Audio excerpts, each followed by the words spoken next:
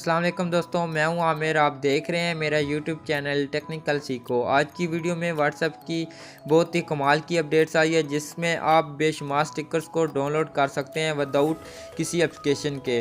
तो चलते हैं अपनी वीडियो की तरफ। तो वीडियो को शुरू करने से पहले अगर मेरे चैनल को सब्सक्राइब नहीं किया तो जल्दी से लाल बटन पर क्लिक करके सब्सक्राइब कर दें और साथ में बेल आइकन की घंटी को ऑन कर लें ताकि मैं जो भी वीडियो अपलोड करूँ तो आपको फ़ौरन नोटिफिकेशन मिलती रहे।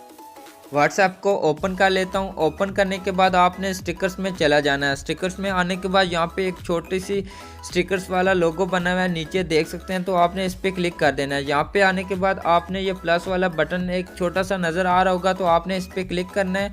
क्लिक करने के बाद यहाँ पे देख सकते हैं आपको बेशुमार स्टिकर्स मिल जाएंगे। तो अगर आप यहाँ से स्टिकर्स को डाउनलोड करना चाहते हैं तो जस्ट आप ये डाउनलोड वाले बटन पे क्लिक करके डाउनलोड कर सकते हैं। तो जस्ट मैं यहाँ पे ये डाउनलोड वाले बटन पे क्लिक करूँगा। तो क्लिक करने के बाद ये यहाँ पे देख सकते हैं ये आप डाउनलोड होना स्टार्ट हो जाएगा।